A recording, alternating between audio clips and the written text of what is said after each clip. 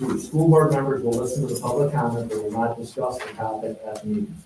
The superintendent and/or school board chair may provide a response outlining steps the school district has taken or will take to address the concerns. A summary of the school board's district actions in response to public comment will be provided to the school board, individuals submitting public comment, and/or public at a later date as appropriate. And finally, we expect the comments to remain respectful and appropriate and not identify any current or former students, their families, or staff members by name. You can start off with Alan Mueller, please. Oh, yeah, please just sit in front of the computer.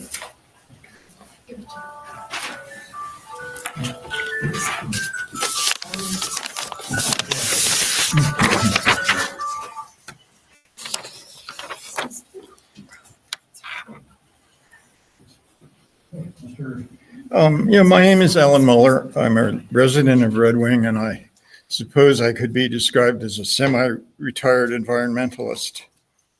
I noticed, I hope it doesn't mean anything, but the form that I downloaded this afternoon from your website has 3 words on it that seem to have been blanked out in the one you're handing out here. And one of those is creative, one of those is courageous, and one is united. And I guess I would like to ask if there's any significance to the fact that those 3 words have been blanked out on here. I hope not. I don't know where that is or where that. Someone did it. It's right here. And when you look at it, you can see that the tape has been put over those 3 words. And I'll pass it around, maybe. The stake I feel that I have in this, the reason I'm here is we need to have a population sufficiently educated and sufficiently trained in reasoning to be able to operate a democracy. And when we look around at what's going on in this country these days, it's hard not to ask that question. So moving then to the matter of the invitation to the Attorney General, it seems to me that that was creditable to the leadership of the high school that took place. I presume that that was the source of that leadership, although I don't actually know that. The withdrawal of that invitation, and I'm only slightly acquainted with the Attorney General, but he is the chief legal officer of the state of Minnesota. And the invitation to him to come and speak here was withdrawn, and that's disturbing to me. It's been bothersome to me. And I would like to know how that happened and why that happened. The documents that Ms. Overland has obtained seem to shed some light on that in a way that doesn't reflect very favorably upon the district. So I hope you will take a look at this whole subject and conclude that the most appropriate resolution of it would be to invite Keith Ellison to come here to renew or to repeat the invitation to him.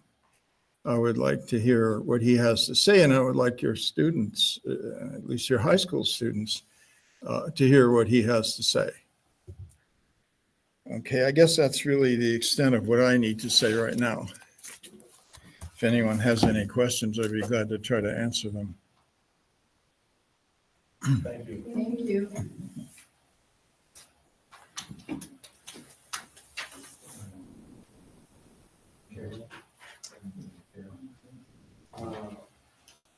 Carol Overland, please.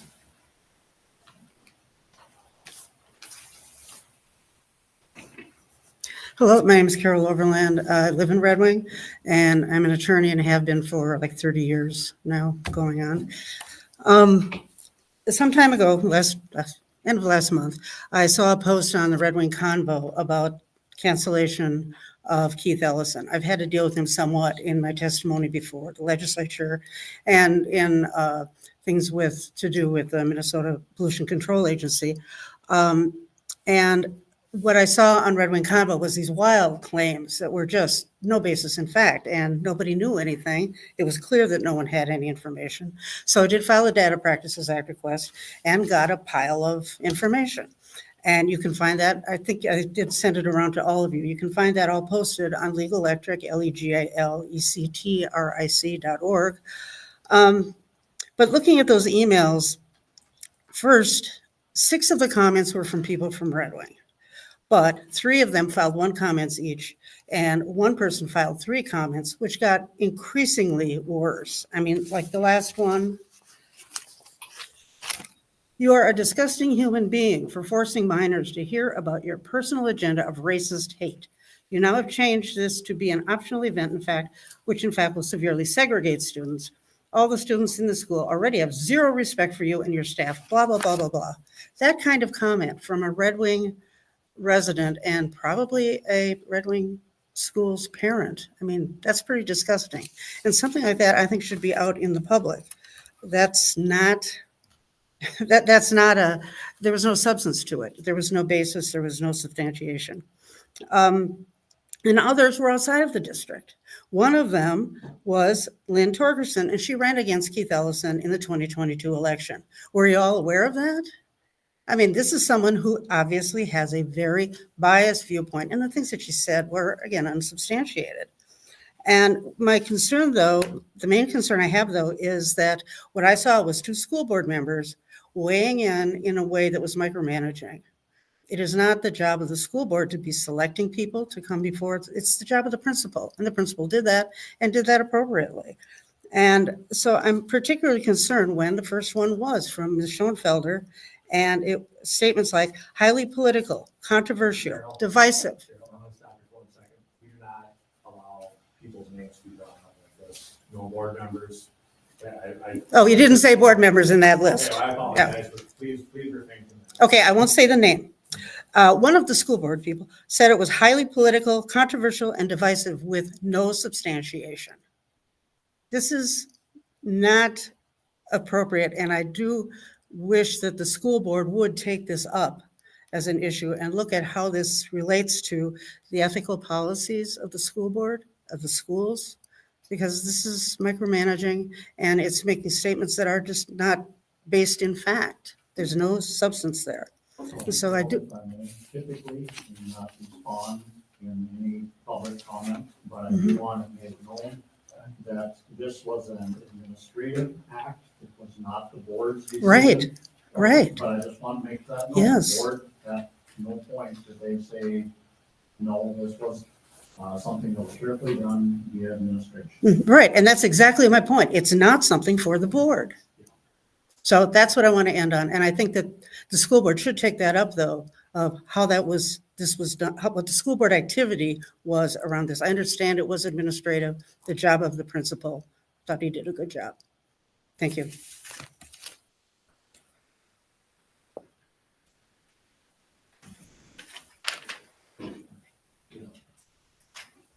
Julie Martin.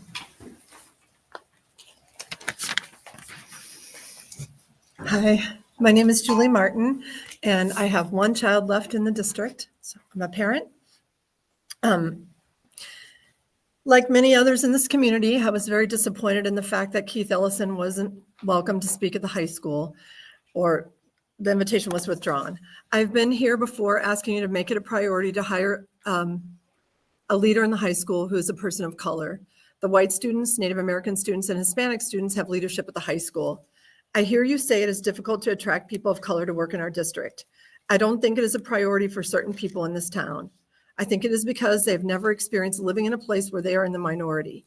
Keith Ellison is an elected official. He got where he was based on his merit, we presume. In the absence of having teachers of color, are we not to have elected officials of color come to our town? I imagine he was going to be free. I believe the truth is that some people, even in this room, did not want Ellison because he is an attorney general who is standing up to the Trump agenda. We didn't all vote for our elected officials, but shame on those who wouldn't welcome those elected officials on either side of the political division into our schools so that our students could learn from those in power. I heard one comment asking why we didn't get a local person to talk at Black History Month. Do we have any elected officials in Red Wing of color? To me, the message my daughter and others like her will take away from this is that we can't accept views that are different from our own, or we don't trust Black people to speak to our white children, or we don't trust outsiders. Whatever the reason, please do better. Our Black kids and our white kids need to see all sorts of people, even if they don't agree with them. What kind of an example did the adults with their hateful emails provide for the young people in this town? We raised our 3 children of color in this town. Our last child is going off to college. Next year, she's going to meet new people who don't live here. What will she say about the town she grew up in and the school she went to and our school's ability to support all of the young people who live here? Thank you.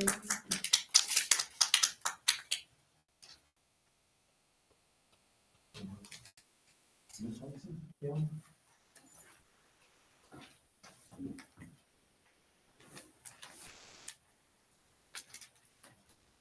Good evening, everybody. This is like my 3rd or 4th year speaking on this, so I got a few things I want to speak on. Hopefully, I don't run over my minutes. First, I would like to say every year I speak in front of the board about Black History Month never being celebrated. It has never been celebrated since the almost 8 years I've lived in Red Wing. The only school that I saw display any kind of thing of Black history was Sunnyside. Not all classes, but most had their lockers decorated. They had a display case. These are the little kids. Last year when I spoke in front of the board about Black History Month, I was told, you said no names, but can I say said board member, or can I just say a board member? I don't have to say name. Okay. Yeah. So last year when I spoke in front of the board about Black History Month, a board member basically told me in front of everybody at the meeting that I should just be happy that they tried to do something. I'm noticing in a pattern every year Black History Month, especially since the new principal started, that every time something is attempted for Black History Month, it is always an issue. Either it's an issue with the students or it's an issue with the parents. But I will say this, I feel it's unfair to put that pressure on the building administrators, because if the people at the top don't care, you really can't expect the trickle down effect. Like, first is the board. I really don't think that the board should just really care about policies and budgets. I think they should care about everything. Like, if they're not like saying, hey, we should do this or we should do that, or like putting a bug in the superintendent's ear, the superintendent put a bug in the principal's ears, then like, it's like, what's the point? Like, everybody should be working together. When I have a client at Sunnyside that I see, and it's another kid. I don't know this little girl. True story. Every time I step in Sunnyside, she hugs me. I don't know this little girl from a can of paint. She hugs me. So my clients start asking me, like, is that your daughter? Why she hug you every time you come here? And I was like, I don't know. I know why she do it, but he is sick, so he wouldn't know. He wouldn't understand. They have nobody that look like them in the school. And I feel like the reason why this district can't keep people of color employed is because they don't feel welcome. And this is coming from a person who used to work for the district. I remember I got scolded one time because a staff kept calling me Shirley, and I had to constantly remind her that my name is not Shirley. Every big Black woman you see name is not Shirley. My name is Kim. She went and told on me because she didn't like the way that I said it. Just like I don't like the way she kept calling me Shirley. Only after I spoke last year. You're right to the end. Okay. How much can you finish up, please? Okay. Yeah. But okay.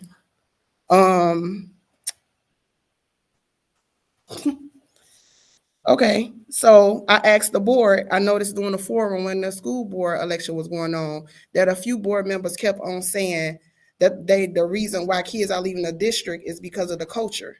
So I would like an email or written response by the 3 new members of why they kept mentioning the culture and what do they mean by the culture of the school is going down. I verbatim heard 2 to 3 of new members ask that.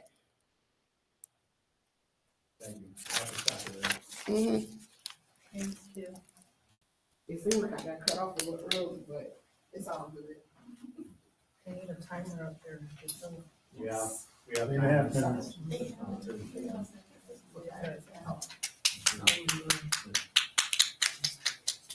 Sir, did you wanna speak? Do you want me to take your paper? Yes, thank you. I just saw I had a signed piece of Yes. paper.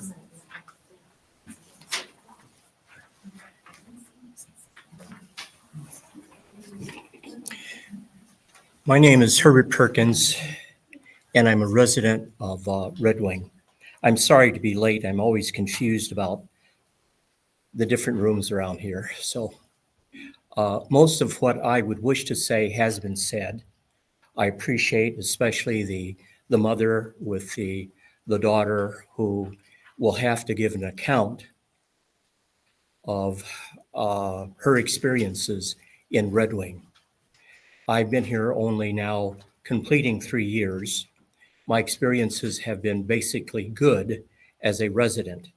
But of course, I am in a privileged position, and I don't experience those who are in more difficult situations. I came to speak before the board about 2 years ago on behalf of the BSU. And I'm very much concerned with the welfare of the students here. So when I saw the article in the paper, I was planning to, I was invited to attend this event with Pete Ellison. So I was looking forward to it. I was very surprised that he had been turned away. And I think others have already said it well. For me, this was not a political issue. This was a leader of our community, and especially a representative of the Black community, whose work I know very well, his concern for the people of Minnesota and for the justice issues of Minnesota. And so I cared very much that he should have, as a representative of Minnesota, elected by the people of Minnesota. Had he been elected only by one group of people, he would never have had the position that he has. But he's elected by the people of Minnesota. So I was very disappointed in his being turned away. And I understood it was pressure, politics from people. And I wanted to assure the board that there are other people out there who potentially also can bring positive pressure. And I wish we had that already, but currently we don't. I'm not partisan. I am very much a person who wants to work with everyone. And I would like us in this community to find a way to work together to work for the welfare of all of our students. And I'm really disappointed when some of our students don't have the representation that they really need as role modeling. So thank you very much. Thank you. Thank you.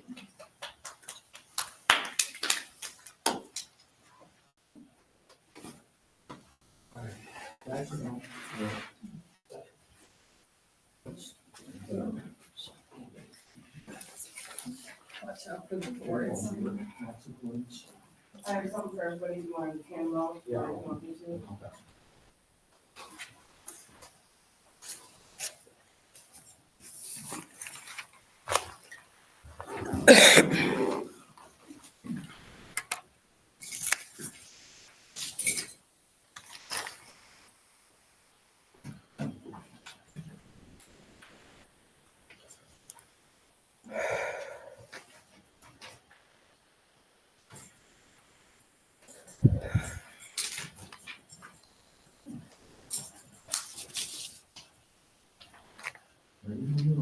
Okay.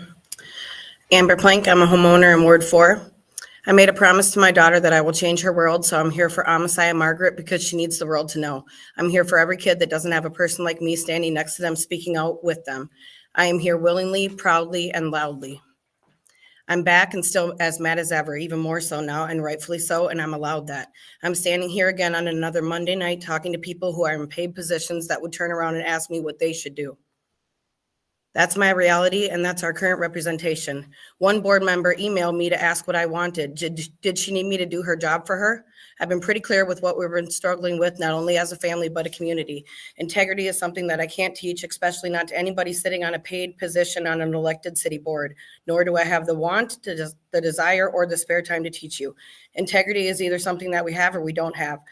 But all three members on these combined two boards all but three members on these combined two boards that I speak at act like it's not their problem. I'm told by email that the city council and the school board are two separate forms of government, but yet I've spoken to both multiple times and still neither one is willing to help. And if I have to tell you at this point what's wrong, not only are you not really listening to us, but you're also part of the problem. Instead of asking me how to fix it when I'm already overwhelmed with the problem itself and little to no real action or help, maybe you can take upon yourself some time to take some cultural sensitivity classes or something. Educate yourself instead of asking me to do it for you. How dare you be in a paid position of power and ask me to fix the problems that you're paid to fix? What are you here for then? And if you want me to fix the problem for you, then offer me your seat and I'll gladly accept it. Until then, just do your job. Information was publicly released after a data privacy request by the fact-finding Carol Overland. As a mom, I'm formally requesting that two people on the school boards publicly announce their resignations or be removed immediately. I provided copies of their emails in case you have not seen them. February just passed. What did the city do for Black History Month other than embarrass itself? The district canceled the Attorney General speaker with little to no shame. Students spoke out against that and they walked out of the school and still little to no resolution. It's not Pretty Little Red Wing. It's no resolution Red Wing. It's racist Red Wing. Where is the accountability? Where are the true leaders? Because I'm telling you right now that aside from one board member, I'm not speaking to these people that are known to be movers or shakers. I'm not speaking to world changers. I'm speaking to deflectors. I'm speaking to people who don't preserve equity. And quite frankly, I'm speaking to some people who do not deserve the position that they have been elected to. I'm speaking to people who are too cowardly on the inside to speak up for what's right on the outside. I'm literally speaking to people that would ask me, little old Amber Plank, to do their job. 2 weekends ago, I was in the emergency room with my 9-year-old biracial daughter for hours because she was not only thinking about killing herself, but she told doctors that she has tried. I refuse to make my child suffer in silence for your comfort when you guys have all allowed this. I have insensitive members on the board asking me how to fix the problem, and as I'm over here trying to keep my 10-year-old alive, as she's telling the doctor that she hates her skin and she shouldn't be alive. And you guys wonder why I'm mad. Didn't your people raise you right or teach you better than that? If you're not up for the position that you currently have, then resign immediately. Thank you.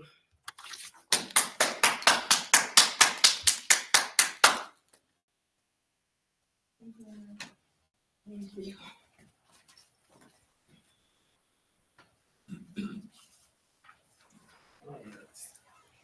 Next up, we have recognitions and upcoming events. I don't know if you have any particular upcoming events when you have meeting with Dr. Adams. On the date and coming up the date, so, yeah. I was gonna say, I have some. Yeah, boy. Okay. One recognition would be, if this, I'm used to doing this every 2 weeks, so I feel like there's a lot that we've missed in this Yeah. last month. And I think we've missed this, but we do have a diving state champion, Zach Nicholson. So congratulations to him. We also have 4 other swimmers that competed at state. So congratulations to them. And an additional diver. Oh, thank you. Yes, an additional diver as well.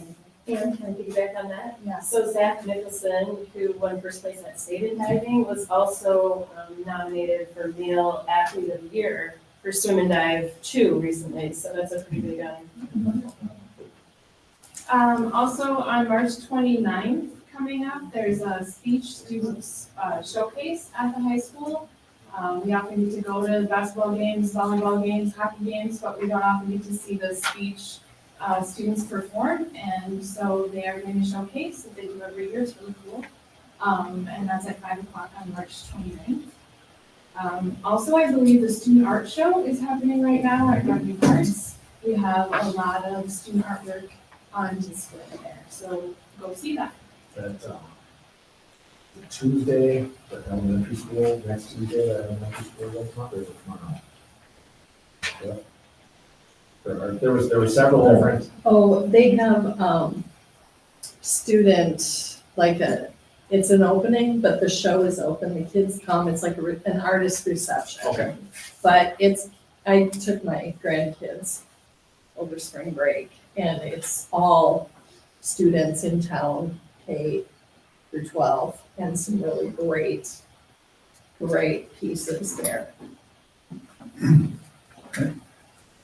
We should not be remiss without recognizing Bobby Selesky, who's recognized as administrator here in southeast Minnesota, and Mr. Redmond for the STEM there at the middle school too, was also recognized for their achievement. St. Richmond?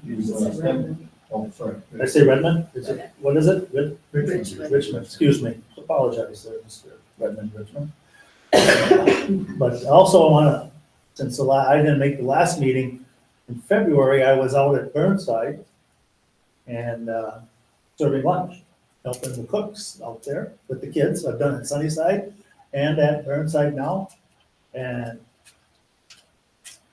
obviously lunch is an important day, part of the day for them. However, I've never seen so many kids, no matter what their gender, what their nationality is, whatever, how polite they were.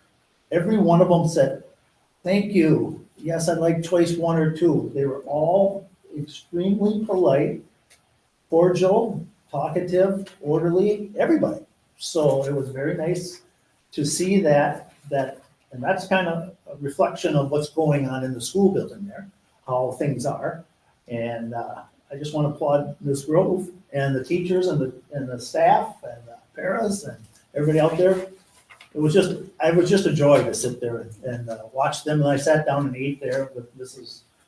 Grove, and then a young man came and sat with us, and he was just happy as a go-lucky person.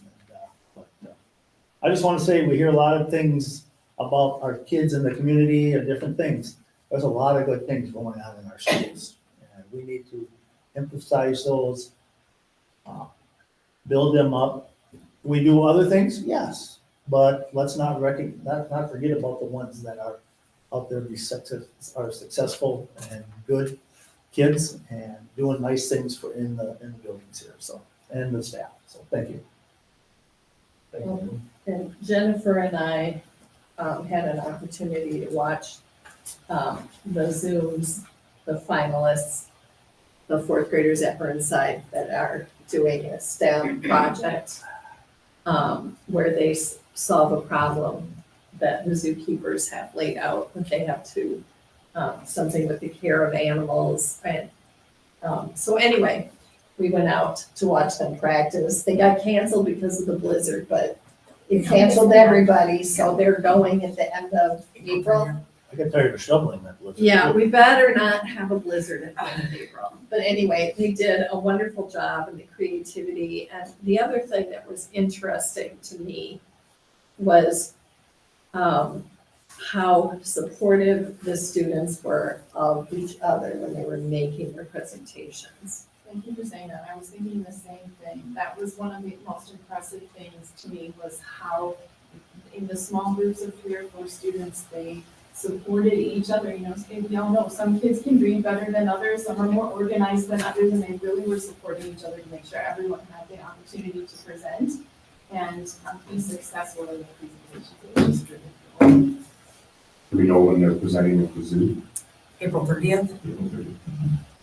It was a great program. My son was in last year. And we have 8 kids going? No, we have 26. 26, 8 groups. Yes. And the cool thing, the program, every school is guaranteed 1 group to go, and we had 8. So I think that says a lot for what our 4th grade staff are doing to help our kids, support our kids in their creations, their research. It's a wonderful program. So thank you to the staff for that too. Sure. I think the topic that was just before us here, I think Mr. Joshik said it very well. It wasn't a board decision for Mr. Ellis to be canceled. It was an administrative decision, and we don't micromanage the administrator. As a board member, I was really wishing it wasn't canceled, but I understand. And I just wanted to share that, but also want to share that I support decision, whatever Mr. Joshik did, because I support him 100%. But hopefully we can learn better, do things differently, learn from this, and come up with a better February next year in 2026 with some speakers, or even before that. But I just wanted to say that as a board member, that I still support you 100%. Thank you. I guess I want to make a comment on that too, then. I feel as a school board member, we perform our role by governance and oversight, and that includes having a challenging attitude or having that kind of perspective. And what that permits us to do is ask questions to verify that the people making the decisions understand the impacts and outcomes of the decisions that they're making. So that's not it's not persuading or guiding any kind of decisions at all. We have the opportunity to ask these questions to ensure everybody understands that the correct decision is being made. Thank you. Well said. With that, can we move on to administrative reports? We don't want the definition of not only that. For the administrative reports, there's a number of pieces there, obviously, from each of the, some of this has already been mentioned, but Sunnyside students, some of them are gonna have their artwork displayed through the 12th at Redmond Depot. Spring concerts are coming up, and 7th grade students from the Spin Homes and Miss Wyatt's math classes continue to walk the Sunnyside Monthly for math buddies. Anytime you can have older kids with younger kids together at the same time, it's always good for both ends. The older kids benefit, the younger kids benefit, that's a good thing. The Kindness Club that was here earlier, and Burnside students, they donated 724 pounds of food, as well as $300 to the food shelf for the food drive that ended back here in March. The field trip to Burnside's coming up here quickly on April 3rd and 4th. We'll be going to Mossy Museum on tours. A few other things that are there. We already talked a little bit about the trip to the zoo for them. Twin Bluff Spring Dance was held recently. They had over 260 kids in attendance. That went very well. They're also at the stage where they're doing maturation talks, so that's always an interesting piece when you're working with 5th and 6th graders. The middle school play was just held on the 14th and 15th, and they've got an archery unit in Fayette, all at Twin Bluff, so that's something that's a little bit new as well. Activities, this is one that I'd like to note here. So every several years, the Minnesota State High School League, they look at our high school enrollment and they put the schools in the various competitive sections depending upon their size.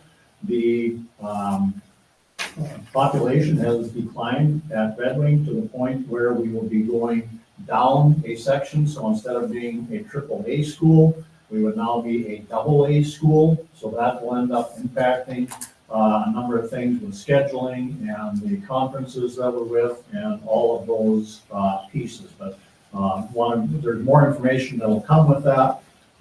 That has to be approved coming up in April by the Minnesota State High School League Board of Directors, but that is the expectation that that will end up happening. So there will be some changes through Mr. Hartman's department on what that can end up looking like. So again, so like we're just finished up boys and girls basketball playoffs. Instead of being in in class AAA, they will be in class AA. So some of those things are going to impact a few things going on there. Indian Ed Director, so there's things that have been going on there with them. We were at the Minnesota Indian Education Association Conference this last week, so that was very positive. There was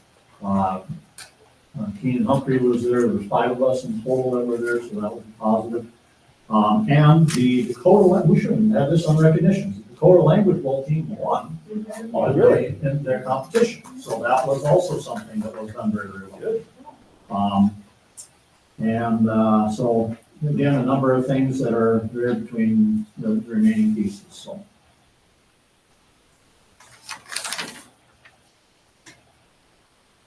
Football coach? So football coach, that should have been on the consent agenda. Okay, all right. Yep. I have a question. In your thing, right after the going to double A, there's a comment about 1A?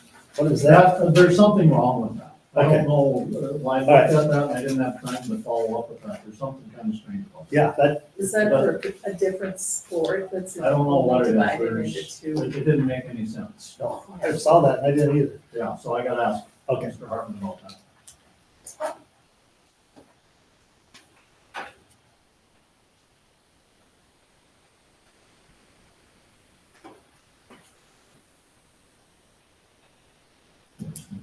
Is that it?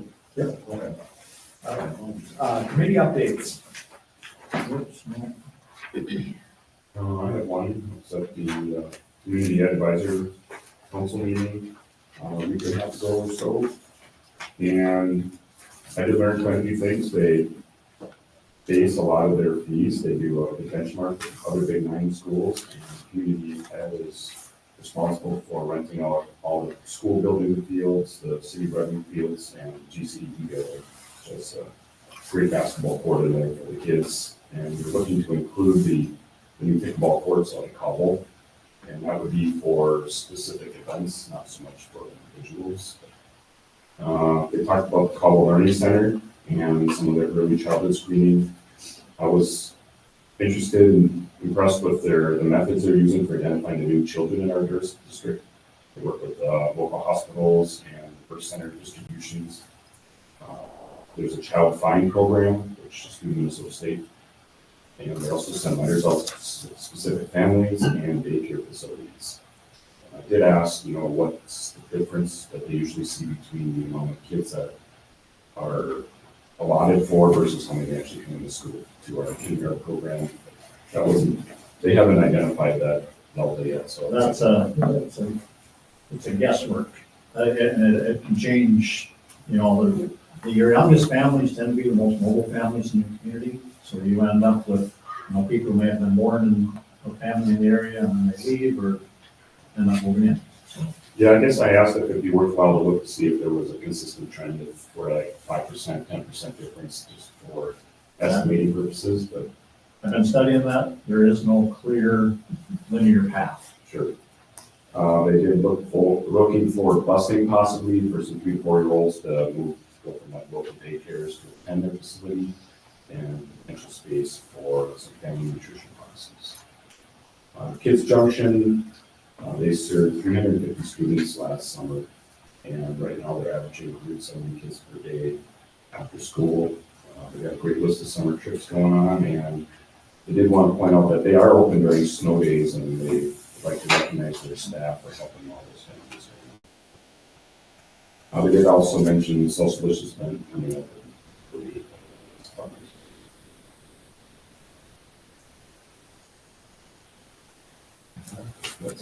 Anyone else? All right, let's move on to consent agenda. I would suggest that I think I sent out, or I don't know if I sent the link to our last Goodhue County and District Board meeting. But one of the things that Sherry went over were the possible impacts of federal legislation on special ed. And it's like 5 or 6 minutes in. So I will get that link and send it to all of you and give you the exact timestamp, just so it's more than I can explain. And it's probably 10 or 15 minutes of presentation, but I think it would be good if everybody took a look at that. Did she cover any of the state? I was also watching something, there could be some state funding ramifications too, right? Or is that? Yes. They work in concert with each other. Right, Okay, yep. and we have a meeting this week on Thursday at GCD, 7 o'clock. All right. Consent agenda. I'll make a motion to approve the consent agenda as presented. Do I have a second? Motion by Ms. Tiff, seconded by Mr. Koenig. Any discussion? All those in favor of approving the vote? Aye? Aye. All those opposed? Motion carries. Donations and grants. Okay, on the donations and grants, I'm not going to read all of these at this time because there's just a lot of small ones that go through there. There are donations here for the Fulton Skate, for BSU, for the Twin Bluff Middle School Pantry, Sustainability Club, NASA, GSA, PE project, Twin Bluff Middle School Boat Regatta, some stuff for Minnesota Tobacco Intervention Conference, some clothing, some toys for Cobble, support the music programs, sabbatical opportunities for teachers, and Hispanic students. So there's just a whole bunch, and reading through all of those would be time prohibitive. So, I'll make a motion to accept the resolutions from all these tremendous people that have taken time out of their day to donate to something tied to the Redmond School District. Thank I'll you. second. Motion by Mr. Bryant, seconded by Ms. Schulter. Any discussion on this? Just thank you. Yeah, thank you for everyone. It's fantastic. All those in favor? Roll call vote. I did it too. All right, start with Mr. Bryant. Aye. Ms. Sanders. Aye. Koenig? Aye. Ms. Garrison? Aye. Ms. Schulter? Aye. Mrs. Tiff? Aye. Gotcha. All right, so you don't have to do that. And I will vote, aye as well. Motion, resolution. All right. Superintendent comments. So we should be able to just go into the finance update at this time, and we can go from here. Lisa, you come up just in case we've got any additional questions for this, but you have a piece of paper that has March 24 board meeting. It's got some numbers on there, a single page, that should have been outside of your binder. You guys find that? So, as you know, we are in budget season as we work through things. When we had presented the initial budget back a month ago, and at that point, we were looking, just because we did it with a very broad brush and wanted to make sure that we were just kind of seeing what some of that stuff looked like. We were looking at a $3 million deficit on that initial projection, with the understanding that we had a lot of work to do to refine this in order to go forward, because we have a little more certainty on revenues, and we are slowly coming together a little bit better as far as our expenditures are concerned. So Lisa spent a lot of time with this, and we have spent literally hours going back and forth together, working through this. So the primary numbers that we need to look at, if you look at the top there, the anticipated revenues is about $39,172,000. Okay, so that's expected revenues. Anticipated expenditures, so that's $40,872,000. So when you subtract those, we end up with a deficit of $1.7 million. At this point, it appears, and we're actually quite confident, that we are going to end up with a surplus in the current fiscal year that's going to be around $500,000. When we did the budget here earlier, we said that, we increased that a little bit, but in going through things, we're more confident that we will have a budget surplus in the current fiscal year of about $500,000. Because 1.7 is a big number, especially coming on the heels of the amount that was cut last spring, the recommendation that Lisa and I are making is that we would utilize essentially the $500,000 in surplus that we would have this year to soften that blow. Okay, so in doing so, that would bring our number down to 1.2 million. That's still a pretty good sized number, and the recommendation that we would like to ask the board for is that we could utilize an additional $500,000 of existing fund balance in order to bring that number down to a $700,000 deficit.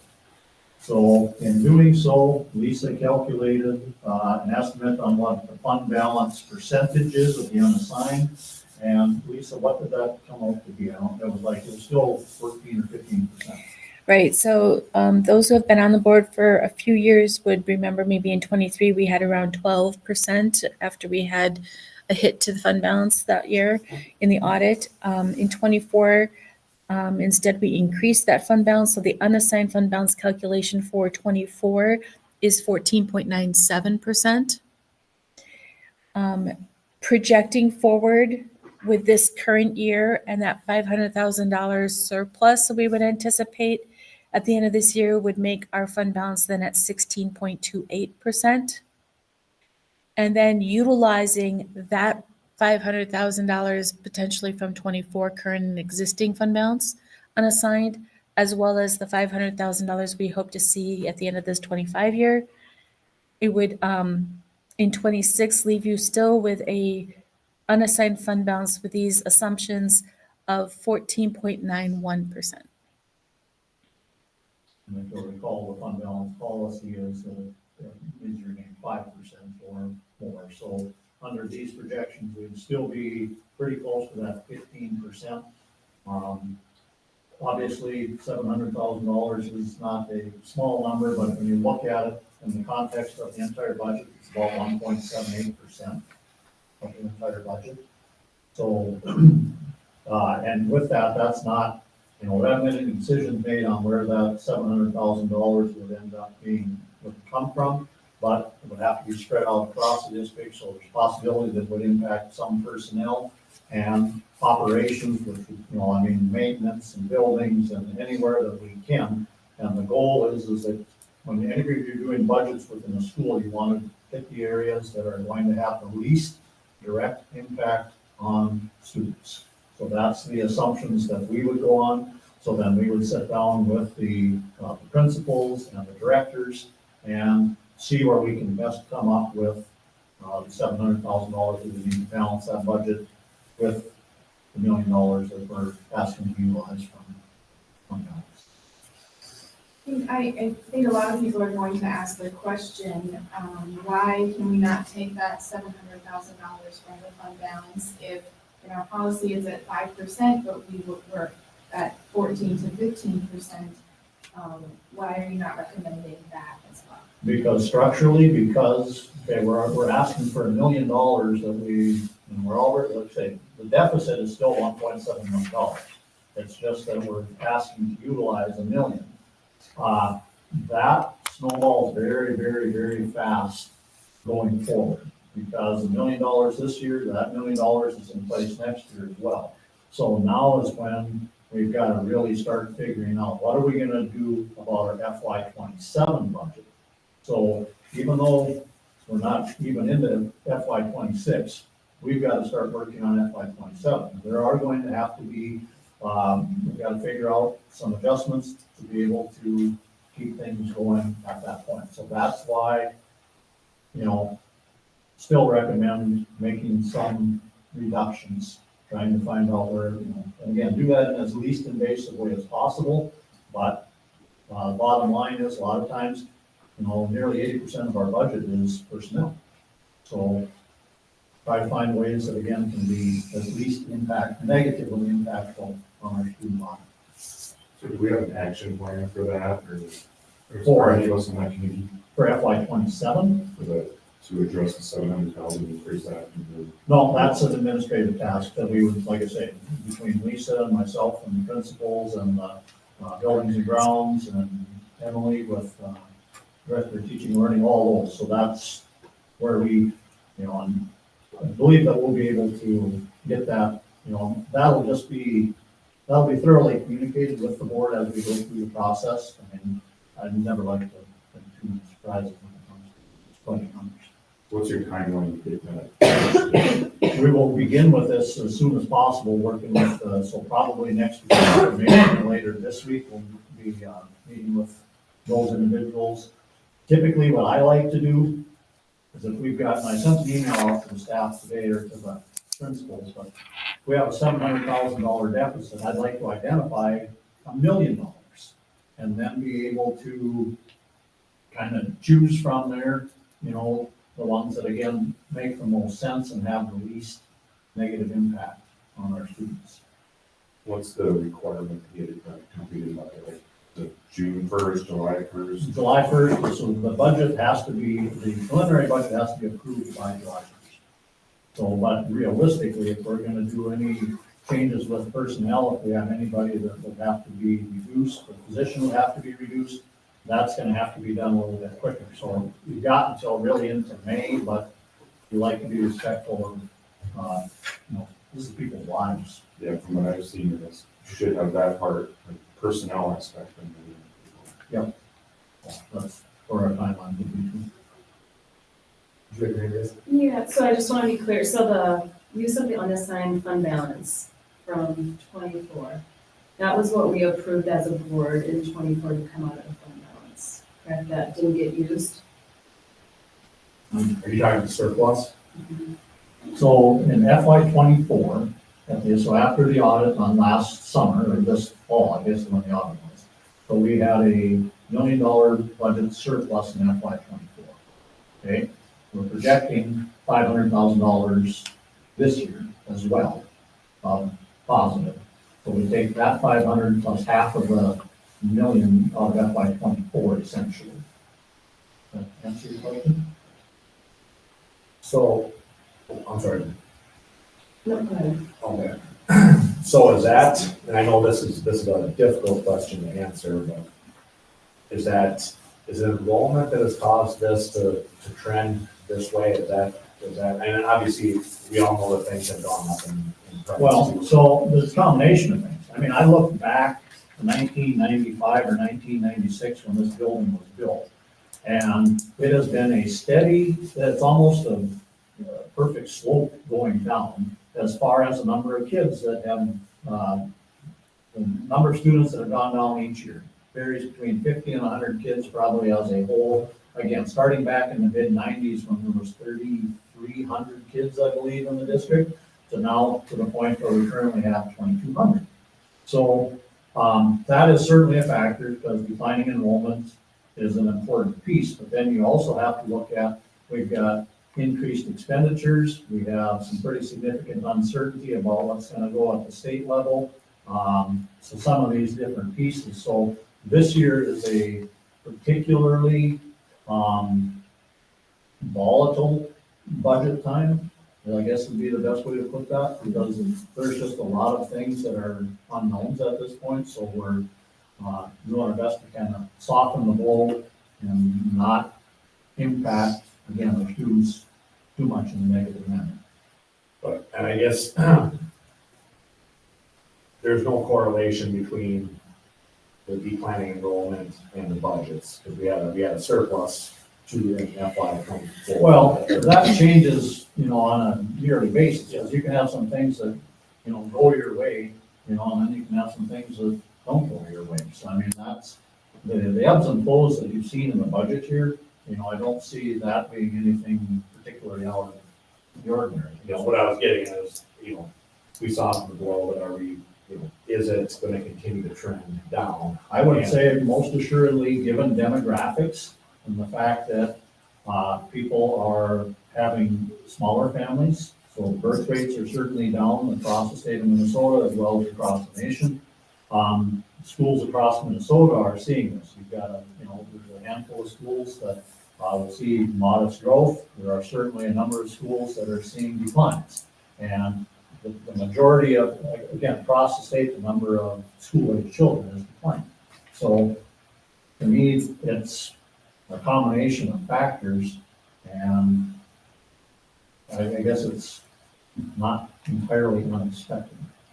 I would say that the decline in enrollment most quickly affects your revenue, while the lack of people to fill positions is what's providing the lesser expenditures that result in surpluses in the last couple of years, which is unique for this time period.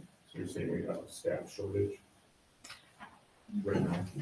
Do we understand what our student to staff ratio is now compared to say, 5 years ago? Well, I mean, that's a big question because you have many different levels of staff. So it kind of depends on what you're trying to hone in Part on. of it is end up defining staff, because we've had this discussion. So we have our regular teachers, So okay? you have your licensed professionals. So we have, but we also have the contract people that we have with GCED. We have all of our non-certified people for the education assistants, and then we also have all the maintenance people, all of those different kinds of things. Some of our fixed costs are just kind of that, I mean, the cost of operating this building really is kind of independent of how many kids we have in it, because the building is still the building. At the same time, we gotta make sure that we're being real cautious and doing what we can in that regard, but we look at, we're looking at staffing ratios. Last year, when you cut over $2 million, that obviously would cause an increase in the staffing ratios from what it had been prior to that. Right. We do not have specific numbers on those yet. That's part of the work that we'll be going into here now. Mhm. I'll just, I want to thank you for the work on this, kind of spells it out. Just a couple of thoughts, reading in the paper and different things, Twin City papers. A vast majority of schools are facing budget deficits in Minnesota. A couple reasons is the state funding has never kept up to what it should be. Now it's on a inflationary thing up to 3% they go. Other thing is, like it or not, the unfunded mandates that came down, or should say mandates that come down that weren't fully funded, I should say that. So Jim, just as an example for those, we have two things that Lisa was just going to explain that very quickly. Compensatory? Yeah. So we've had compensatory aid for quite some time, and we had a conversation at the workshop last time regarding compensatory. But now they're also restricting through statute exactly how you can spend that money. And so where we used to use the funds previously to cover costs, we no longer can. And oftentimes it seems as though the push is to force additional hire of people in particular areas of support for students, right? And not necessarily be able to use it on your existing staff as you had been. So then the challenge becomes, well, if we're not going to be able to do it here, then what are we going to use, the funds for exactly? And you can't necessarily, if you're declining in enrollment, how do you hire additional staff? And then in addition to that, Lisa, the part as far as the changing TRA. And, Oh, yes. So I'll explain that real quick, please. So also statutorily, they determine the rates that an employer contributes to TRA, which is the Teachers Retirement Association, and to the Public Employee Retirement Association, which is PARA. Licensed teachers versus non-licensed staff, right? And so that contribution has been fairly stable for a few years, but now beginning in July of 25 for 25-26, July 1 of 25, that amount increases almost 1%. It goes from 8.75% employer contribution to TRA to 9.5%. And our para stays stable as it was for employers, so that's not going to hit the budget as much, but it is going to impact us on the. Also the family, the percentage that comes up. I can't remember So the Family Medical Leave Paid Act that they're also implementing January 1 of 26 impacts this budget as well.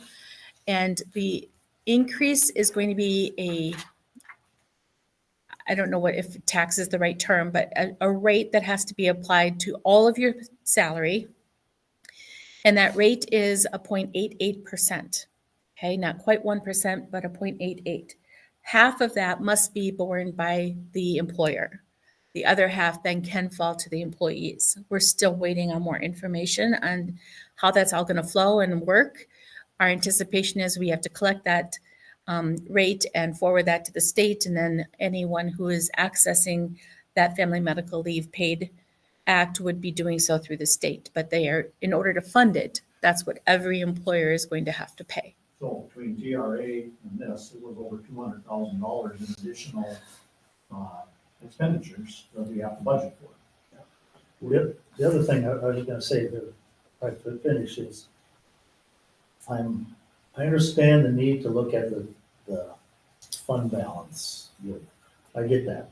But I'm really leery about using fund balance first and then going for cuts. I'd rather look to see what we can do for cuts if we have to, and then look at possibility, looking at maybe fund balance. Because if you use $1 million in fund balance, that $1 million is gonna be $1.2 million next year, or $1 million more. It will be more than that. More, so you're just, fund balances, to my knowledge, my thinking is, it's kind of like saving for the new furnace in your house. You don't spend that money if the furnace is working, you save it, because when the furnace doesn't work. So it's those one-time purchases that you use, like for the lights, we use some for the lights. So I appreciate the work put into this, but I'm hesitant to just start going for the fund balance first and then look at cuts. I'd rather see what we have for cuts, and if we need to look at the fund balance. So, I was at the last meeting or two.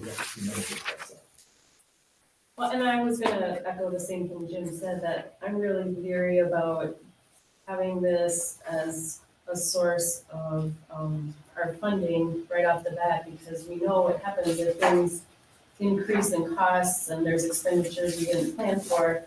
It comes out of our fund balance anyway, because there isn't anywhere else for it to come from. So it's very possible that that 500, even in that year, could be a higher number. So I agree with Jim. I think that needs to be protected. And we need to consider other streams or cuts before we start assigning fund balance money. Yes. I agree that it's reasonable to protect that money the best that we can. However, after watching the workshop discussion, it was made pretty clear that our cuts last year cut out any of the things that we might not need. And we are at the point right now where we really need everything we have. And I think it's incredibly important to not cut any more classroom teachers. Our class sizes are high, our teachers are struggling, and I really think our students are struggling as a result of that. And so, although I agree we have to be very careful, I do feel like we are at a point where we seriously need to consider using some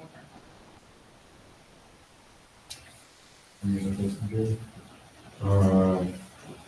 I lost track. I didn't want to put you on the spot, I just thought you were. History. I'm also concerned that we cut to the bone last year with staff, and we actually lost staff because of being able to easily find a job elsewhere with lower class sizes and still live in Red Wing, like within the radius of our area. And I think if we want to retain our staff, I think we really need to think about and provide a quality education for our students. There's a breaking point with that. And I think we're there. And so it might, I understand we need to be prudent with our fund balance. But I believe if Bob and Lisa feel that this is our best course of action, I think we should The big thing consider is that. everybody has got to realize that this is a Band-Aid for 1 year. And there are things that, bigger than this, that would end up occurring in FY '27. And unfortunately, those things in FY '27 are going to happen irregardless of what we end up doing this upcoming year. As much as possible, I agree, we like to be able to find cuts and to be able to reduce those expenditures as much as we can. There is, again, a whole lot of uncertainty. We don't know what's going on at the federal level. We don't know what's going on at the state level. So There is certainly risk, in a budget that there's gonna be unexpected expenditures. We don't have to make a decision on this going until July. What? When do we have to make a decision on this? July 1st, or before, the June meeting. So, kind of to Rachel and Jim's point is maybe we should see what we can do first before we approve anything. Yeah, so I mean, we needed to have a target, you know, so that's where we ended up, the explanation of the $1.7 million deficit. And, again, you're right, we do have the opportunity to work on this in between. But as of right now, that was a possible solution. Well, I know we've talked about even something as simple as like with just the kids that didn't enroll this year, like a whole kindergarten class, but we didn't cut out a kindergarten teacher, so we were overstaffed a teacher. You know, those are cuts that don't necessarily affect some of that bottom line that just need to be right-sized anyway with decreasing students. Yep, and there is some of that, certainly, but, last year when the cuts were enacted, that already increased the class sizes, you know, so it's all things to look at, but at least this way, the board is aware, again, the bottom line number is that we've got a deficit of $1.7 million. And we've got to figure out a way to create a budget for the upcoming year, that's going to certainly involve, some cost-cutting measures. I think it helps us as a board to see what you're facing, what you're doing, and having this input from the board and input from you to have this dialogue. We have 90 days or so to come up with something, and having the discussion at this point is valuable because we know, and you know what the board's thinking, and sharing with you. And we look forward to, I would ask that monthly we have a discussion as to what you're looking at, because we only have 3 more meetings before we're gonna say it. Or 3 more meetings to say A or nay. Yep. So We'll have likely some more information at the next workshop. In addition, you know, as we continue to work our way through this process. Could we request a proposal, one option of purely finding the cuts to make this the 1.7? And then we could kind of look at what you have and. That would be part of the process. I mean, like I say, initially, I had asked the staff and saying that they could change after the board meeting tonight. You know, be looking for $1 million, okay? You can look for 1.7 and see what that looks like. 1.7. 1.7, because it's, you know, we don't have any ability to just instantly raise our revenue. Well, I'm not saying you get rid of teachers, I'm just trying to understand what our possibilities are. Yeah, and that's what we've got to explore at the entire level to be able to see where that comes from. You went from 7 to 1, you could try it, but you said really 1.7. Do you remember the number of it, what, the dollar amount of cuts were last year? It was right around 2 mil. 2 million cuts. 2.2, wasn't Do you have a list of what that looked like? I guess like even as a new board member, it just would be really helpful to kind of see what, because I'm looking at the numbers and going, oh my gosh, you know, like, Yeah. so it would be helpful, I think, if I could see, Where the cuts were made? yeah, where the cuts were made. Yeah, I think there was a pretty formal list that was provided to the board, but I'll go back and find that. Boils down to trying to generate more revenue or cut your expenses. And we're tough to generate more revenue. Lisa, would that be something that's in board book? Yes, I think so. That's where I'd be Okay. looking. I will go look for it, because you have other things to do. So I'll go look for that, Thanks, Teresa. and I will let you all know which board meeting it's attached to. And email the group. Would this been provided in the audit? Say again? No. No. No, this would have taken place. March. March or probably, it was April. Yeah. April of last year. I have jury duty. I'm gonna need something to do with I myself. appreciate it. Is looking at, revenue and how we get more revenue, something that's been discussed at all? in terms of- Well, our hands are pretty tight on that. You know, we don't have, you know, there's even the, you know, grant sources. Grant sources sometimes can be one-time money, but a lot of times grants are fraught with peril because a lot of times they end up costing you more money in the long run than you do in the short term. So that's always a caution. And again, right now, because there's so much uncertainty at the federal and state level, we don't know what that's gonna be. The governor's come out with his budget proposals, and again, we don't know if that's gonna fly or not. So, the only thing that we do know is, like Lisa said, we have an inflationary factor in the formula this year, and it was gonna be $200 per pupil unit, which amounts to 2.75%. So we do know that we're gonna get that for next year. The following year, the amount has yet to be determined. Typically, those budget numbers come out in 2-year cycles. With this one, we don't know it.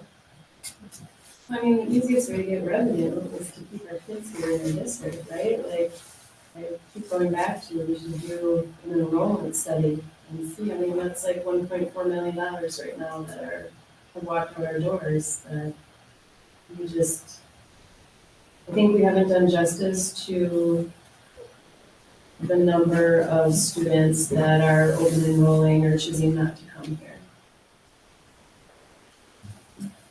It would be also interesting to see how many kids are open enrolling into Red Wing. What's the net? Well, we definitely have a net loss. Yeah, also, we've had this conversation, but nothing's really taking place. There's more educational opportunities than there were 20 years ago. Charter schools, homeschooling, versus online schooling, that's new. So there's and the declining birth rate that we're facing here in Ridley County and Red Wing. It's not unusual. We just had this conversation, my wife and I. It's like, would you want to bring a child up as a 22-year-old or 25-year-old with the way things are right now? I don't know. So, but there seem to be people, the younger generation, I'm aging myself now, are not having the children that that we had, that our parents had and all that. So there's a lot of factors, but can we figure out a way to bring more kids into the school? Absolutely. What that golden wand is, or where that rabbit out of the hat is, I'd be happy to hear anybody suggest how we do that. Well, I've suggested an enrollment study over and over and But over. what that's gonna do is just gonna show where they're at, doesn't bring anybody in the door. That's not true. What's They not reach true? out and talk with families why they chose to unenroll here. So bring them back. Well, it gives us an idea of why, if there's a theme to why families are not putting their kids in our school district. I understand. And that's a place for us to start, as a board, as to direct maybe things that can be improved to keep kids here. There's a lot of things that we could discuss about that too, the image of the school and the school board in the community. How that is taken and how we can get kids in here. I'd be happy to talk to any parent. I've talked to some parents. They'll never come back. And just because they said this doesn't mean it probably happened, but it might have, so. I agree, though, that's information you would learn through the study. Without knowing, we can't really take any action. What does that, But I don't know what it costs to do the study or what kind of resources are involved in that. my next question, have you looked into that at all? Do you know what's? Well, they had some people speak at the LPDA conference that I was at, but they didn't give a price. I know Hastings did it, because they talked about their study. A lot of times it's tied, an enrollment study is tied also for the purpose of a referendum. So there's value in looking at the enrollment study because then they also at the same time look at what the district can do if they're looking to run a successful referendum. So I think there's firms that you just reach out to, but I know these things did it because they talked about it. Does everyone on the board know families who have left the district, open enrolled elsewhere? I know there's you. What if we were to, and I'm not saying we don't do the study, but what if we for the workshop, have a list, obviously not names, but, and reasons why they did. Would that be out of line? It's a sample size, but it's a pretty small sample size, to start. You know, can't have a board meeting without them saying something about conversations, but we were talking about levies and passing levies, and there were multiple districts in that that were there that day that had successful levies that used a company called School Perceptions that gave them information that informed their decisions on how to pass a levy. And I don't know how we're going to survive without trying to do that. And that might also give us some of the information we need in order to look at our enrollment and why our enrollment is declining as well. But they do community surveys. And those that use that information pass their levies. So it was worth the money they spent on it. School Perceptions. Yeah, School Perceptions is the name of the company.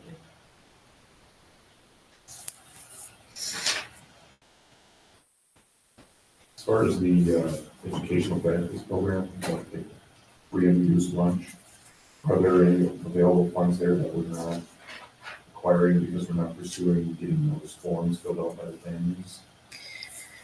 So- There's a window there, so that window for the current year is closed, because that was back in the fall. We put extensive effort into, getting those out there, continue to work on it. It sounds like somewhere in the compensatory formula, at least those are gonna be included in the future again, those paper forms that, this year it's only, the compensatory is only calculated on direct certifications. So anybody who, may end up, any kind of assistance, and it could be anything from you have subsidized health insurance or, assistance with meals or anything like that, then automatically it feeds into there. But there's a number of people that have just elected to not utilize any of those services. So then they end up not being in that one. Yeah, so I understand that, but do we know what that number is? Is there a way we can communicate with our parents to say this would bring in revenue to this school? That was, again, we had a pretty hard campaign on that all fall, as far as please fill these out. True, so let's say our target was 95%, did we get 80%, did we get 70%? Do we know where we were with our target? That's low. Because that's one of my questions, like what's the objective value? I don't have that number. Just trying to identify other resources. You're talking about percent applied compared to eligible or enrolled Yes. students. Just have that.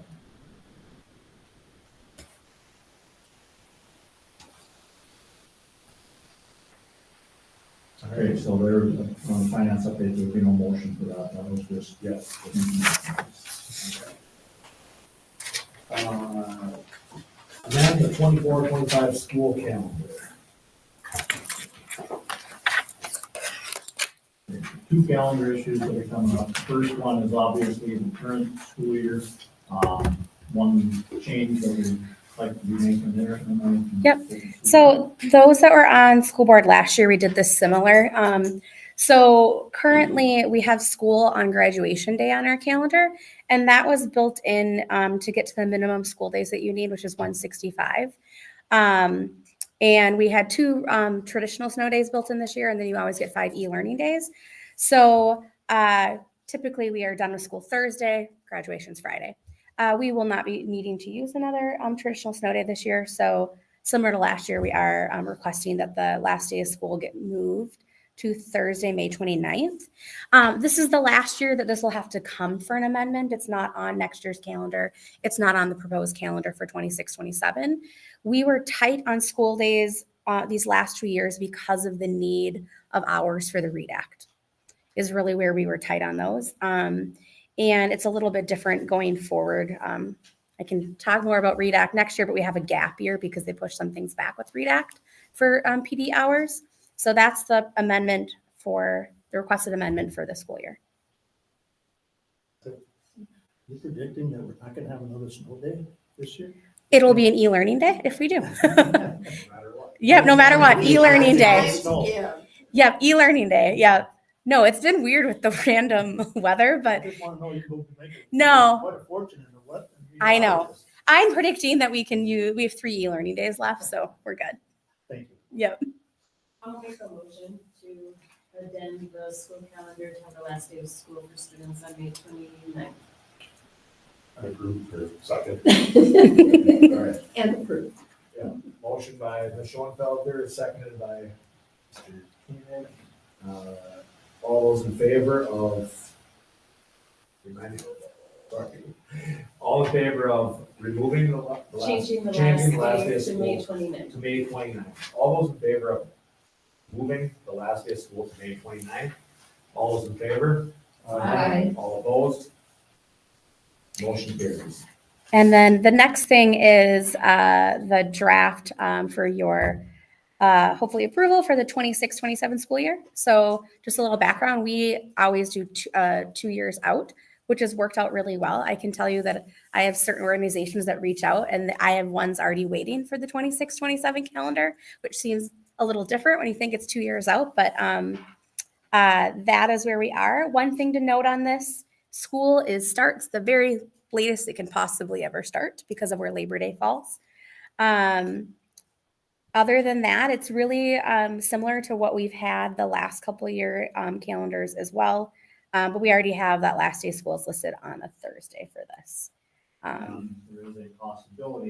There is a possibility. There's a possibility that legislature will let you this year and the next year start before Labor Day.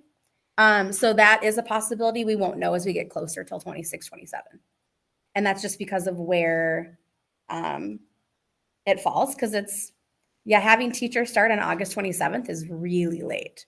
Like when you look at that calendar, it just looks strange to me. So there is the possibility. And if they do that, if I'm remembering correctly, you still wouldn't be able to have school on that Friday, September 4th. Yeah. I was Yeah. gonna email you, I apologize. Yeah.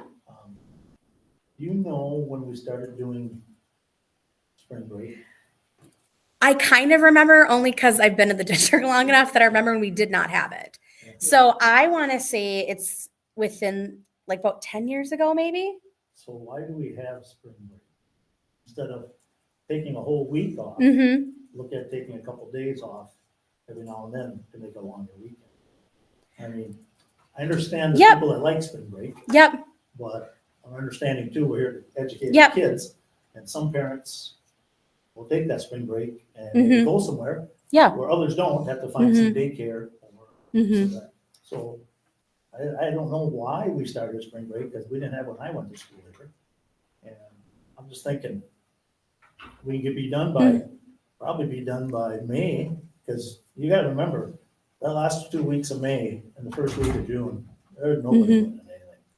Because they want to get out of here. I will say though that AP tests go till the week of right before Memorial So I'm Day. just thinking, we should look at having a discussion.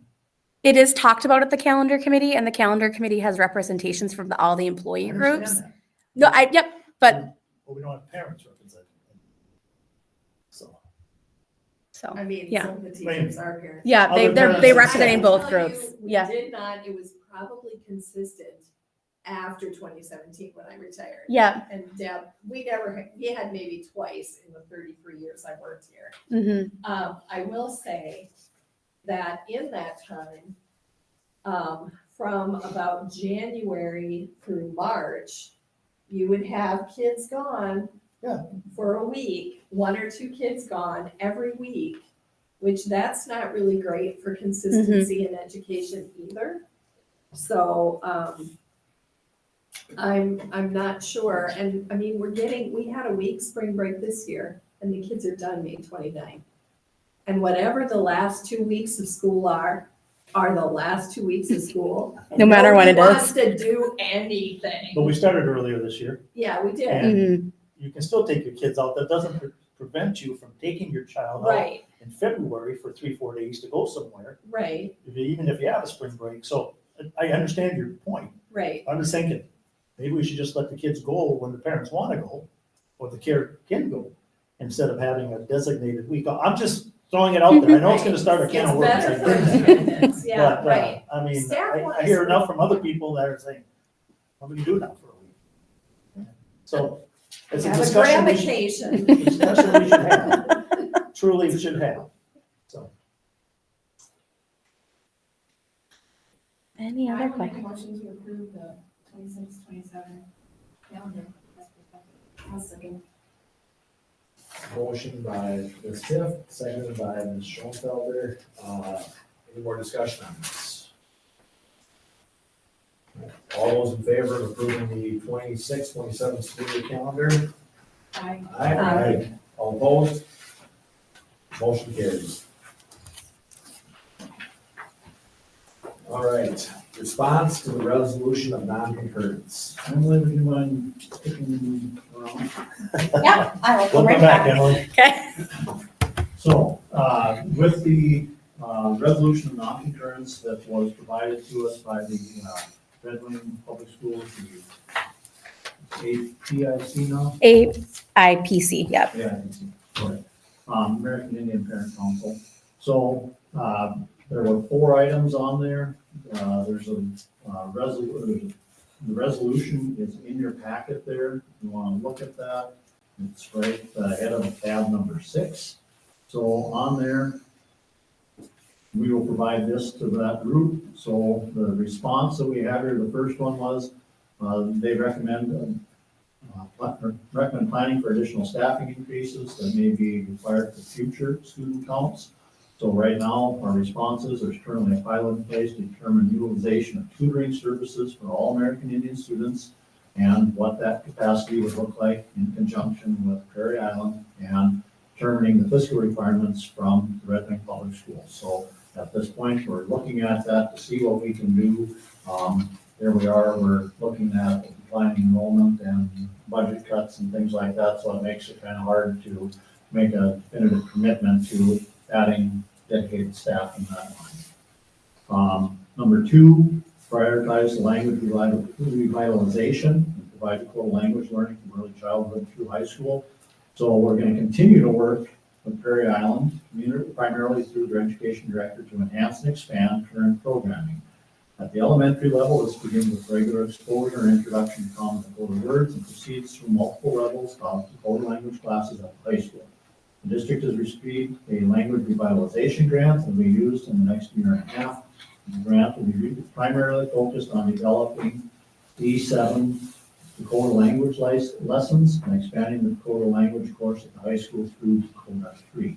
So those are things that we're kind of already doing. It's just that we continue to make commitment to do those. And that is actually a grant right now that is slated to renew in a year and a half. We'd have to reapply. But it is right now still in the legislature as an ongoing grant application. The third one was ensuring bus safety. So with that, the district will work with the contracted bus service to ensure drivers and other personnel receive cultural awareness training specifically tailored for the Red Wing area. Drivers shall receive annual training on establishing expectations, dealing with student behaviors and cultural norms. So as a school bus driver, some of that is already a requirement for renewing your license. We would add some pieces there to make sure that we are culturally sensitive and working with all of our population. And then the last one is basically data. So Emily, the Director of Teaching and Learning and the American Indian Education Program Director will collaborate with the American Indian Parent Council to create an American Indian Student Data Studio that will have up-to-date data in the areas requested. Whenever there's data like that, it's not individual data, it's always group data that stays in aggregate form. So that would be the response that we would provide to that resolution, and it would be my recommendation that the board approve that response. So moved. I second. I think Jen has a question. I just had a question. Yeah. Okay, I'll do it after the motion. All right, I'm sorry about that. So motion was made by Ms. Anderson, and we have a second. Mr. Bryant made the motion. Oh, and I Ms. apologize. Anderson second. All right. And then I just had a question. Yeah. Did you meet with the APAC committee to talk through all of these, what our response would be? So they've seen this No, already or not? it's a strange, I mean, we ended up working with Keaton Humphrey Mhm. as we were going through this. So we'll present that, and that'll be our discussion as we go, but we don't work specifically, I mean, we provide that response to their. So we have the next meeting would be the second Wednesday in April of AIPC, right? It's always the second, yeah. I have a question for the first item. Do we not have one liaison at this moment, or are they looking to get additional liaisons? Is that the? They're asking for additional personnel, yeah, and in addition to what we provided. The pilot is school-based, it's not a state-based pilot. Correct. Are we within the 60 days by meeting them in April? Yes. Yep. Will this be a school-funded liaison then? Is that the? Well, at this point, that's what the request is. But The grant renewal, would that include this? we're hoping to get the grant. So it's actually a very large grant, the language revitalization grant. It is just shy of $500,000. It was supposed to be 2 years. I don't know. The MDE, we're not really sure what happened. They was supposed to start this fall. It got pushed from March 3rd of this year to June 30th of 26. We have to spend the money. So we've been meeting just to really like how, because we have to condense a 2-year program plan into just under like a little over a year. So I actually met with Keenan and Joshua today. I'm just really planning of that as well, because we want to make sure we spend all of that and get started on those developed E7 Dakota lessons. And we're even talking about partnering with other districts that also got this grant as well, because if we're creating lessons in someone else's, we're duplicating the work instead of pulling that work together. So we are actually right now looking at, and it's very, very early stages, actually planning like a conference with other members that also other districts that receive the grant as well. But yeah, it's right now slated that we will be able to apply for it again in a year and a half at the end of this grant cycle. And that grant has specific uses. It's very, yes, And it's tutoring. tutoring is, not one of them. you can't do tutoring, you can't do community education. It's a very specific, and it's great, but it's language. So tutoring isn't always going to be focused on developing Dakota language. So tutoring is all academic help. So and it's the language revitalization grant. So, and we got to connect actually because we were at the Minnesota Indian Ed conference with other districts that received the grant last week. So no, we got to stick to the narrative. Yeah. So. But Yeah. the really cool thing about this is that this grant, while it's part of our letter of non-concurrence and a request from the Prairie Islands or the AIPAC or AIPC, it benefits all students. Yep, these would be E7 Dakota lessons for all classrooms. Yes. So. And do we currently fund any other tutoring services? Do we provide that? So where the tutoring comes from is the Prairie Island liaisons that are working in our schools provide tutoring after school to members of Prairie Island. And we are working really hard to how can we provide tutoring for all American Indian students through that program. My question is, do we provide tutoring for all students, not just No, American Indian we do not. students? So Nope. we don't have any other tutoring services? No, nope. Any further discussion? All those in favor of the response? Oh, okay. All those resolution. We have a. Mr. Bryan. Aye. Ms. Anderson. Aye. Mr. Koenig. Aye. Ms. Bernstein. Aye. Ms. Schulman. Aye. Ms. Steph. And Chair Reeser votes aye as well. Can I clarify something? Yeah. With the after-school tutoring program? There's also Hispanic tutoring. Okay. Yep. Do Red Wing Public Schools pay for those No. tutoring services? No. So, money for those comes from sources outside the district? Yeah, the funding we have available, and you can't use it for tutoring, but we have targeted service money, which can be used to like summer classes run through that. Some of the after-school things like at elementaries for academic help. It just isn't a one-to-one setting. There's a formula that I can't remember off the top of my head of the minimum amount of students you need to break even with that formula for targeted services. So That's outside, the money comes from outside this district? it's MDE funding for targeted services, and it's services provided outside of the school day. So when like summer blast is at Twin Bluff this year for the summer for 3 weeks for K-7 students, that is done through targeted services. All right. Next up, 3-year policy review. So this is pretty boilerplate, so on here, there's about 10 policies there that are up for review, there's no changes to them, so my recommendation that we approve policies 404, 415, 417, 501, 508, 517, 525, 527, 529, and 530. So moved. Second. Motion by Ms. Tiff, seconded by Ms. Schoenfelder. Any discussion on this topic? All those in favor? Aye. All opposed? Motion carries. All right, next up, BSU advisor. So with the BSU advisor, we've been talking about this for several months here now. We went through the process of seeing how this position would compare within the rest of the same categories that we would have there. We sat down with the negotiations committee to see that we've taken into consideration the different pieces of that. So based upon the negotiations committee, and my recommendation is that we would approve making the BSU advisor a stipend position for the current school year. Would that be, would we need an MOU for that to have it added to category? No, I checked with the school board association and we would not need to do that.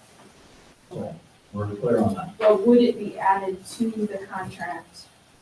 It Or would is be- that it going would to be be- brought up later on? When we hit negotiations, that's when we would end up Okay. folding that in. So would it just be for this school year, or would we, Once you create the position, unless you create it specifically as a one-year position, then once you create it, you create it. well, I would make a motion to, I'm not sure how you worded that, but to approve adding a stipend for the BSU advisor. I'll second that motion. Motion by, motion by Ms. Tift, seconded by Ms. Bjornstad. We have discussion on this one.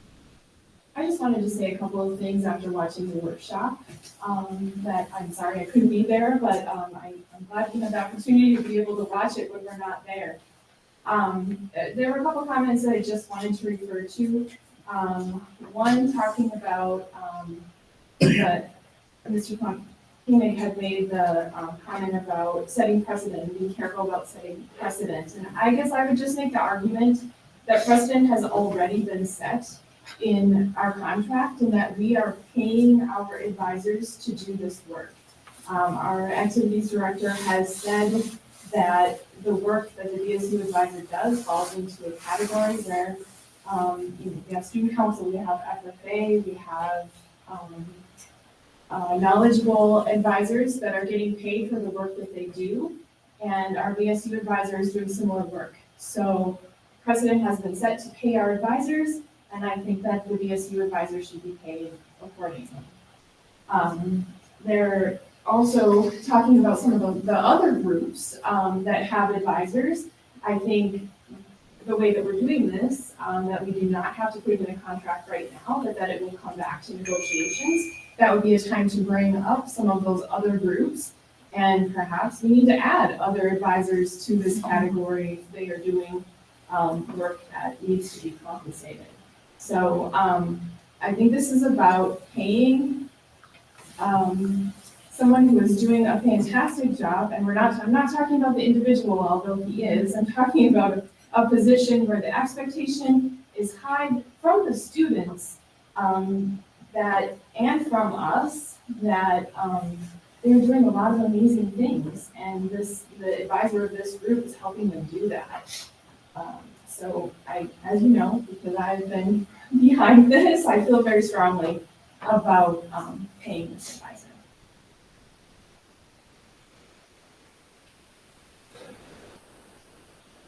As a new board member, we inherited this conversation. I'll just put it forward. I don't have a lot of background information on when BSU was started, except for your email today. I think you had said it was It started with Deanna Cooper in 2020. 2020. Okay. So, it's what I want to say. It's important that we get this right. And with this information, I really wanted to push this off and talk about it at one more workshop on how this is going to fit in. Now, in light of this, what you just said, it brought a lot of good points. It's difficult to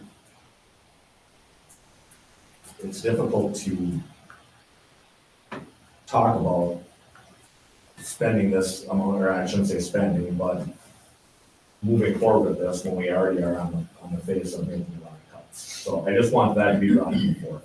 I'm not saying I'm not for this at all. It was interesting that, we've talked about outside sources, and I was just curious if anyone knows how that would play into an advisor role. Like Emily was just talking about outside, that came in instead of just out of the general fund. Does anyone have any background on that?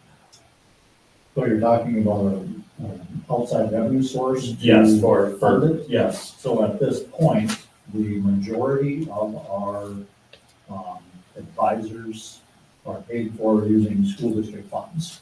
Okay, so again, that's not to say that It could. that it could not.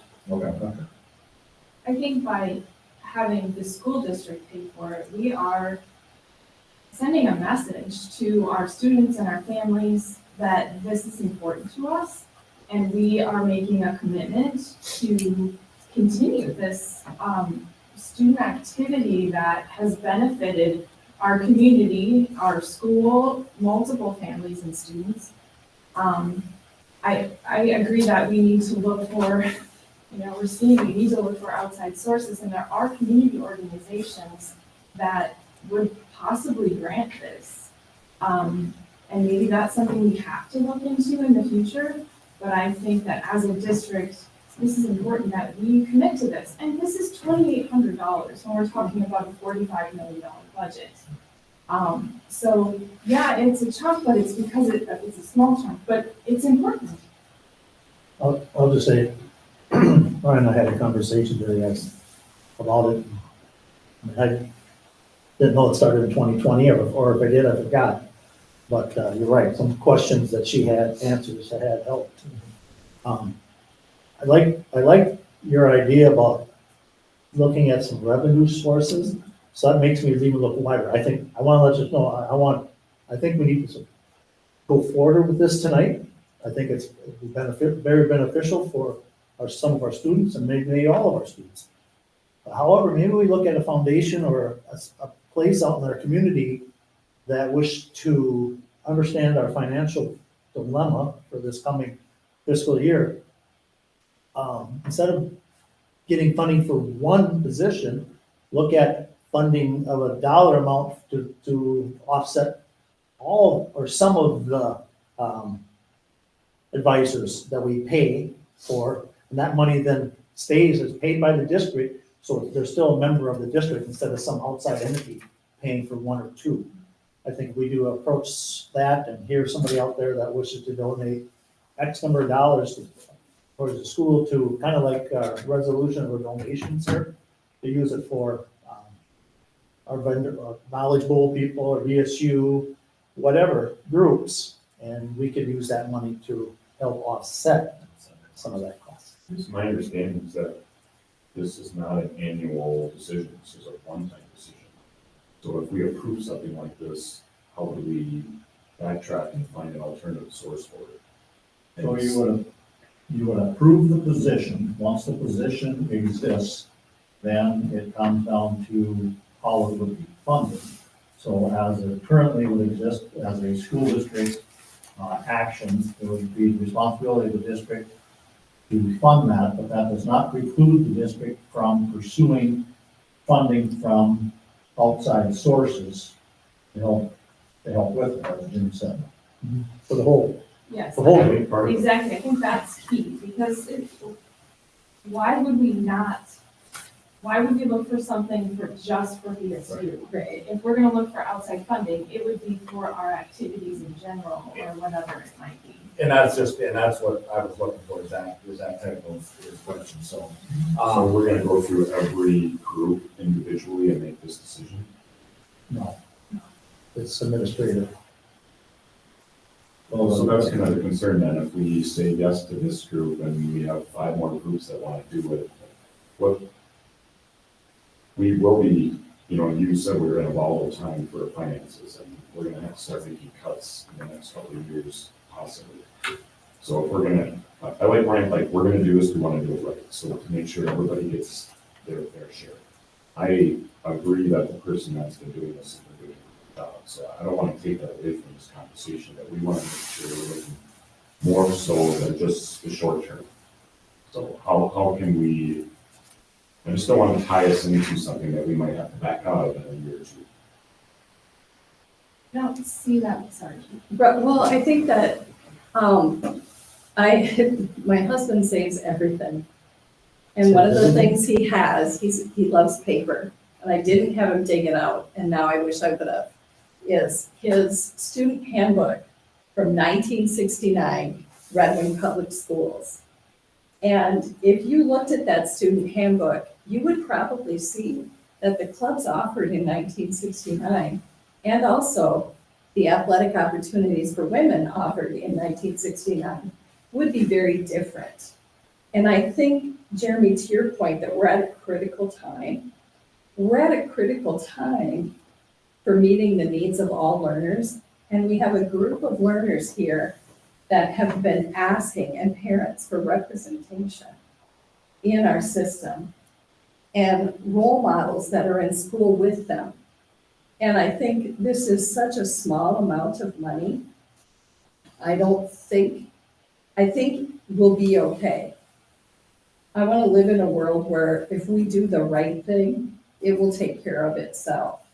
Look at how many people made donations in February, basically, to our Black Student Union. They just gave these high school kids money because they believe in the mission of what they're doing. And I think we owe it to our students. Our student population is changing. Clubs and activities are changing, and I think we need to embrace this. Well, that being said, I want to say, like, the club and advisor position exists. Nobody's taking that away. We do support that. Well, Right, but I mean, so I'm just gonna come back, what I brought up at the workshop, is that I have a really hard time saying that the Black Student Union, yes, we're gonna pay their advisor, but the other self-identified groups of the Gender Sexuality Alliance, the Hispanic Student Union, the Native American Student Association, we're not gonna pay their advisor. They have a group, they're listed on our activities, but we're not gonna pay their advisor. So we just wanna push tonight that we're gonna pay a VSU advisor. That just doesn't sit very equitable with me, and I think it's a conversation that needs to be bigger than the VSU. I agree, that conversation needs to be bigger and it should happen in negotiations for sure, to make sure that the advisors for the clubs and activities that are doing that work are getting compensated as they should be. I think this is a different situation, and it was mentioned that this advisor is not currently an employee, whereas the advisors of those groups are. Not to say that they should not also get a stipend because they're doing extra work, so I do believe they should get a stipend for that. That was brought up in negotiations last time. You were there, I believe. We talked about how we need to include, do we need to add some of these positions into this Appendix B? And at that time, the teachers union wasn't interested in talking about it. Perhaps it's something that we need to push this time around and include it in that. But right now, we have something in front of us that can make a big difference. I'm fine with coming back next week and talking about NASA and GSA and doing the same exact thing for them if that's something we want to do. But I don't think we should take it away from this position just because we haven't decided on the other ones yet. Yes, let's decide on all of them. But tonight we have one on the table for an organization, a student group that has done amazing work in our community with a leader that deserves to be compensated. And then I just have a follow-up question with the leader, who that advisor is. Is the intention to make that position open for other interested parties to apply? Or is a person being slated or appointed into that position? Well, I checked with the Minnesota School Board Association in regards to whether or not a person who is currently volunteering for a position, if that can be transferred into a paid position without posting. The answer that I got was that can be done. And is that what's going to be done? So at this point, what we are doing, my understanding is we are not hiring an individual, we are creating a paid position. Okay, so there's a difference there. So we have to be cautious on, kind of how that ends up being portrayed. The individual is currently there. The expectation is that individual will continue in this role. And the expectations for said advisor would follow. Who would he report to? So He or those she would will be report to? monitored the same as any of the other advisors by the building principal and the AD in this instance. They're the ones who keep track. So there is oversight.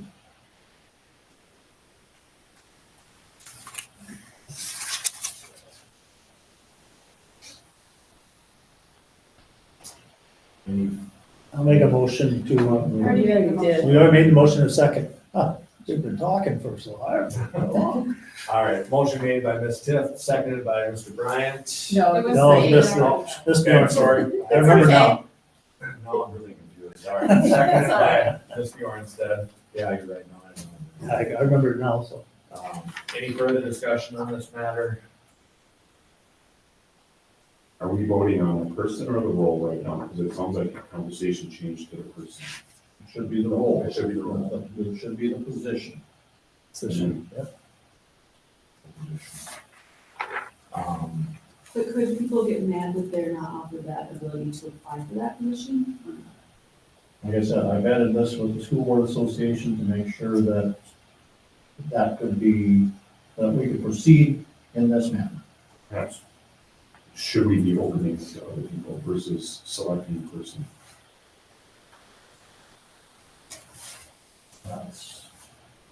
I don't have a good solid answer for that. I guess I'm confused now. I thought, when So, we said we're So voting on on the this, role. so on this, the matter before the board is that the BSU advisor position would be paid. And it's like if we were, if we were gonna end up making a cut, then we don't cut individuals, we cut positions. It's the same thing kind of. And We're then looking should at the administrative decision, yours, Mr. Hartman, Mr. Right. Fuchs, it's your decision as to how that That would is be built. Right. It's not the board's decision. We don't have to pick and worry choose. about We're being asked to approve the the rule. That's it. And just to be clear, we cannot amend this to have it open, right? That's. Well, purely- at this That's point, it. you have a motion and Yeah. a second, so that's what, so now you're, I think that's an administrative decision. And it's been talked about with teachers union, correct? so on this, I just made sure that we were not in violation Right. of anything there, so. So what was the hesitancy from the teachers in the first discussion when you mentioned you talking about this? There were some teachers that preferred to have it as their advisorship as a volunteer role, because they could have a little more flexibility with it, I think. And so they wanted to keep it that. I'll just say, if we're gonna hire a third grade teacher, we just approve the position and whatever application process and interview process is handled by administration. So this is really no different than what we're doing here by approving the position.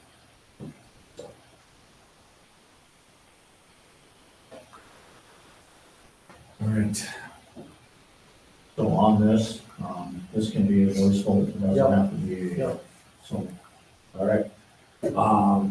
So to approve the role of BSU advisorship as stated, all those in favor? Aye. All opposed? Nay. Motion carries.